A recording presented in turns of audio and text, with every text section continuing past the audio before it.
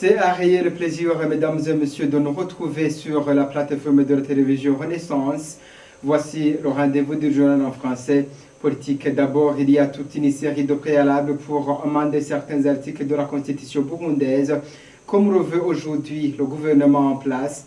Léo Sengendakumana, vice-président du parti Sawanya Frodebu, rappelle que la Constitution reste encore la référence des autres lois. Selon lui, le moment n'est pas opportun pour son amendement. Écoutez Léonce Ngendakumana. Le Parlement doit être conséquent. Au mois de mars 2014, l'ex-président de la République du Burundi, Pierre Nkurunziza, avait demandé à ce qu'il y ait des amendements de la Constitution pour se succéder à lui-même, pour briguer, si vous voulez, un troisième mandat. Le Parlement a dit non, que ce n'était pas possible, dans la mesure où le Parlement venait de consulter tous les partenaires du Burundi, internes et externes. J'ai vu tous les partis politiques étaient là, les partis membres du gouvernement, les partis qui ne sont pas au gouvernement, ils étaient là, c'était présent, la société civile était présente, les confessions religieuses étaient présentes, ce sont eux d'ailleurs, eux-mêmes qui ont présidé les discussions sur la possibilité d'amender ou pas la Constitution. J'ai vu la communauté internationale, l'Union africaine, les Nations Unies, l'Union européenne, ils étaient présents là-bas. Comment est-ce que les députés aujourd'hui peuvent dire, bon, on change comme ça, on veut l'amendement de la Constitution? Pour le Parlement, je crois que ça ne se fait pas de cette manière. Ils ont censé le présenter au peuple, c'est le peuple qui les mandate pour le faire. Ils n'ont pas encore été mandatés par ce peuple, à ce que je sache.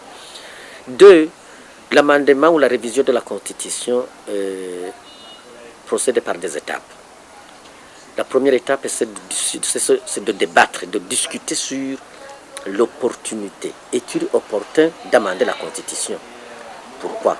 On présente les raisons, ce qu'ils veulent. Quels sont les types d'amendements à intégrer? Nouveaux amendements, les amendements des articles, la reformulation des articles ou la suppression des articles. Et quels sont lesquels? Pourquoi?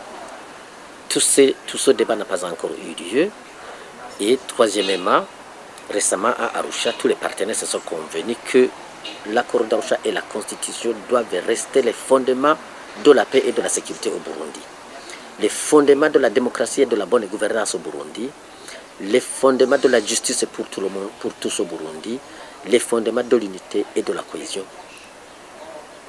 nationale. Et partant, les fondements de la cohabitation pacifique.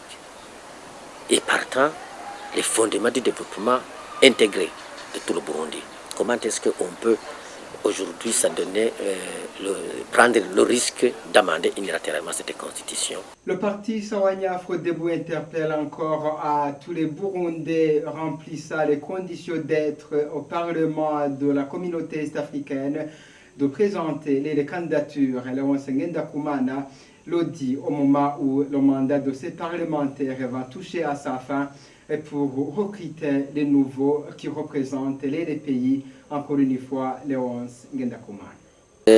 L'EAC, l'East African Community, a des conventions, a des protocoles, a des règlements, a des institutions, un sommet des chefs d'État, un parlement aussi, des cours aussi. Alors maintenant, il est question du Parlement. Et c'est prévu dans le protocole qui régit cette communauté, comment est-ce que ces députés sont choisis. Ce ne sont pas des députés élus, ce sont des députés choisis, ce ne sont même pas des députés en fonction. Ce sont des députés que le pays met à la disposition de son Parlement. Il est dit que c'est l'Assemblée nationale qui les désigne, mais aujourd'hui, eu égard à la configuration de l'Assemblée nationale, je pense que c'est le parti CNDD-FDD qui va les désigner. Comme ils sont à la fin de leur mandat, écoutez, il n'y a aucun problème qui s'oppose, ils devraient être remplacés, suivant les procédures qui sont prévues par le protocole, à moins que ces députés ou le pouvoir ne renouveler leur mandat. Mais si renouveler leur mandat, pour qui? Pour ceux qu'on peut renouveler, ça sera une nouvelle désignation. Ça n'aura aucun impact puisqu'il n'y a aucun problème ne s'oppose ni entre le pays et les pays de l'East African Community, ni entre le Parlement et l'Assemblée nationale du Burundi. Il y a eu des tentatives à un certain moment de vouloir chasser de force ces députés. Récemment, il y a certains députés qui n'ont pas participé aux sessions de l'EALA, mais cela n'aura pas d'impact pour leur remplacement. Ils seront remplacés conformément à ce protocole. Voilà, c'était Léon Sengenda Komana, il est vice-président du parti Shawanya Frodebu pour suivre notre journal. Le développement du Burundi dépendra des Burundais eux-mêmes, selon le directeur exécutif de la PARSEM, Faustin Ndikumana, qui se base sur quelques défis qui s'observent dans plusieurs domaines de l'État. Il demande à tout Burundais de s'investir pour le développement de son pays. Suivez Faustin Ndikumana. Si on analyse les défis actuels du pays, qui restent sans solution concrète et évidente, tenez. Dans le passé récent, le Burundi a un PIB dangereusement bas, un PIB par habitant dangereusement bas, d'au moins de $300 par habitant. Le dernier avec le Sud-Soudan. La faim et la malnutrition, c'est une évidence. L'inflation, aujourd'hui, l'épidémie de malaria, plus de 8 millions de cas. Dans les 2 premiers mois, environ plus d'1 million de cas, avec des décès. La ministre de la Santé a crié haut et fort. Les problèmes de l'éducation.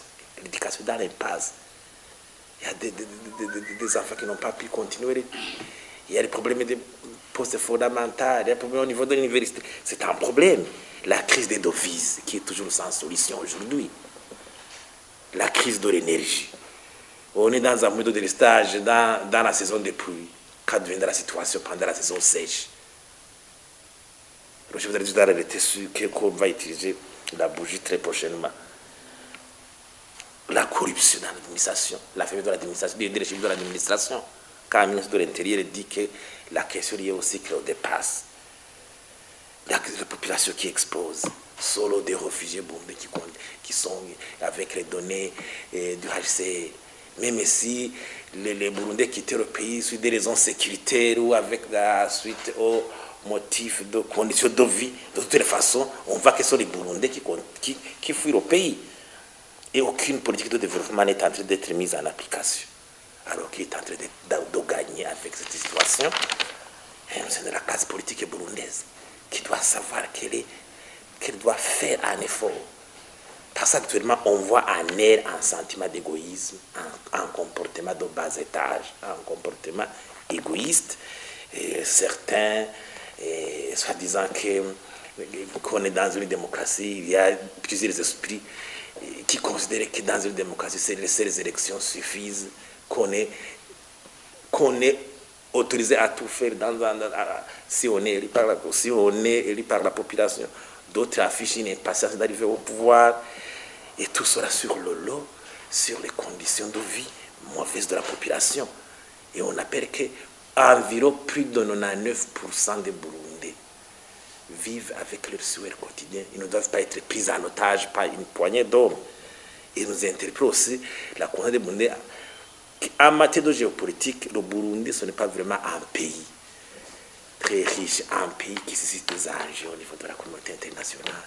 Si on n'affiche pas une volonté de tirer ce pays des affres de pauvreté et d'insécurité, à l'East African Community, le Burundi. Toujours dans ce domaine de coopération, les relations entre l'Organisation des Nations Unies et le gouvernement du Burundi vont bon train malgré quelques rapports présentés par certaines associations. C'est ce qu'indique Gilbert Beko Njangwa, représentant légal de l'ONU-Europe, qui rappelle que parmi ces associations qui produisent des rapports biaisés, nuisibles au gouvernement, sont déjà rayées sur la liste des associations de la société civile. Suivez Gilbert Beko Njangwa. Il n'y a pas de mésentente entre l'ONU et le Burundi. Il n'y en a pas. Il y a tout simplement certains agents de l'ONU qui donnent des rapports qui n'ont pas qui ne sont pas corrects, présentent des rapports qui ne sont pas corrects, parce que même ces rapports ne sont pas portés au public, ne sont même pas annoncés à la communauté nationale et internationale. Ils ne s'asseyent même pas ensemble pour étudier si c'est correct ou pas et confronter les rapports du gouvernement et les rapports des autres organisations de la société civile qui sont ici sur place. Normalement, le rapport des Nations Unies, le rapport des autres organisations qui travaillent ici sur le terrain, le réseau national des observateurs des droits de l'homme, le rapport de la CNDH. CNDH est là pour ça. Normalement, on devrait mettre tous ces rapports ensemble dans un atelier des États généraux pour voir quels sont les rapports qui ont été faits par les différentes organisations et quel est le rapport que nous pouvons présenter au nom de la nation, au nom du Burundi. Et tout ça, ce n'est pas seulement le rapport des Nations Unies qui doit être primé sur les autres rapports. Parce que c'est un rapport qui est fait par 2 ou 3 personnes qui ne sont même pas capables d'arriver sur tout le territoire national. Peut-être pour certains cas, on peut prendre des échantillons. Même ces échantillons sont discutables. À un certain moment, nous devrions comprendre que le rapport lié aux enquêtes faites, ce n'est pas vraiment la Bible. Ce n'est pas aussi statique, c'est dynamique.